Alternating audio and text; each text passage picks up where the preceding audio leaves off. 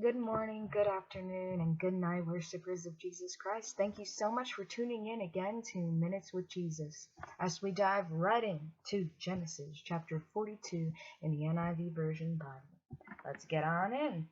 Joseph's brothers go to Egypt. Dun dun dun. So, what do we have here? So, we know that Joseph, who was once in captivity, is now governing, helping govern parts of Egypt by distributing food because, yes, this famine did come just as predicted. So let's see what happens. Verse 1 of 42. When Jacob learned that there was grain in Egypt, and Jacob's the daddy, he said to his sons, "Why do you just keep looking at each other?" He continued, "I have heard that there is grain in Egypt. Go down there and buy some for us so that we may live and not die." So, wow, this daddy was serious. This is some famine if they are literally saying to themselves, "We're going to die." Verse 3. Then 10 of Joseph's brothers went down to buy grain from Egypt. But Jacob did not bring Benjamin, Joseph's brother, with the others, because he was afraid that harm might come to him. So, those of you who don't remember what happened in those earlier chapters, here's my little helpful diagram to help us. So, we have Jacob. He's the dad of all these 12 kids. Well, the 12 sons, because that's what was documented. I'm sure that there were some girls in there, but you know.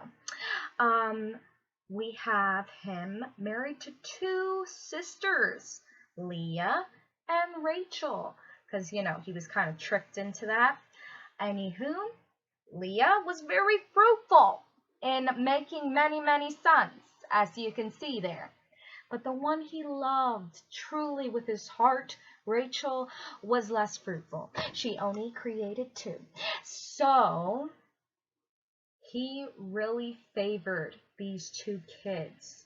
So when Jacob found out or was told that Joseph died, because that's the lie that these brothers said, but really he was sold to slavery and then ended up somehow ruling Egypt. Only God.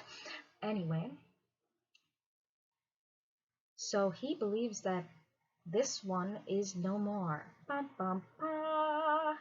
So he only has Benjamin left from his love, Rachel. So he is guarding that kid with his life.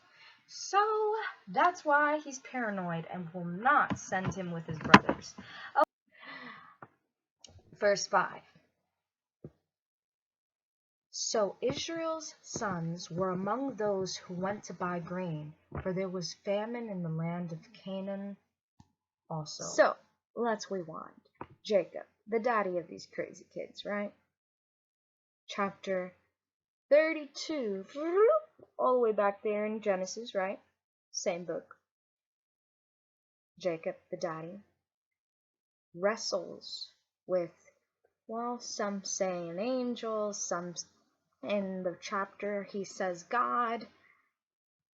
You know, the Lord really knows. Gets the name Israel. So when he's saying that Israel's sons went, Jacob, Israel, tomato, they're the same one. Verse 6. Then Joseph was the governor. Now Joseph was the governor of the land, the person who sold grain to all its people. So when Joseph's brothers arrived, they bowed down to him with their faces to the ground. As soon as Joseph saw his brothers, he recognized them. But he pretended to be a stranger and spoke harshly to them. "Where do you come from?" he asked. "From the land of Canaan," they replied, "to buy some food." Although Joseph recognized his brothers, they did not recognize him. Then he remembered his dream about them and said to them, "You are spies! You have come to see where the land is unprotected." "No, my lord," they replied. "Your servants have come to buy food. We are all the sons of one man. Your servants are honest men, not spies." "No," he said. "You have come to see where our land is unprotected." But they replied, "Your servants were 12 brothers, the sons of one man, who lives in the land of Canaan. Canaan. The youngest is now with our father, the one is no more." Joseph said to them, "It is just as I told you. You are spies, and this is how you will be tested. As surely as Pharaoh lives, you will not leave this place unless your youngest brother comes here. Send one of your number to get your brother. The rest of you will be kept in prison, so that your words may be tested to see if you are telling the truth. If you are not, then as surely as Pharaoh lives, you are spies." And he put them all in custody for 3 days. Okay, so let's remember, your brother is getting them back. I mean, he was in prison, now he's putting his brothers in prison. But the whole stress of wanting Benjamin is back to what we were saying. I mean, for those of you who have come from blended families, where you have half brothers and whole brothers and all of that stuff, I mean, sometimes you just tend to be closer to your brother or your sister that is your whole brother and your whole sister. So this is what's going on here. Joseph knows that he was sold into slavery by his brothers. He wants to know how Benjamin's doing, his own brother, Anywho, let's continue. Joseph said to them, "It is just as I told you. You are spies, and this is how I'll be tested." Okay, Okay, let's see. Verse 16. Send one of your number. Okay, verse 17. And he put them into custody for 3 days. Verse 18. On the 3rd day, Joseph said to them, "Do this, and you will live, for I fear God." He's getting a guilty conscience. Verse 19. "If you are honest men, let one of your brothers stay here in prison, while the rest of you go and take your grain back for your starving household.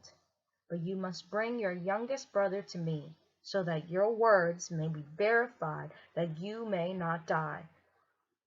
This they proceeded to do. So Joseph is being smart. He's having like an insurance policy, ensuring that his brothers will come back with his baby brother that he's dying to see. He already saw his other brothers. He wants to see Benjamin. So he's forcing them by keeping one, because, that's how, Anyway, until next week, until next time, you will then be curious as to what's happening on to the rest of the chapter. Remember to tune back. God bless you guys.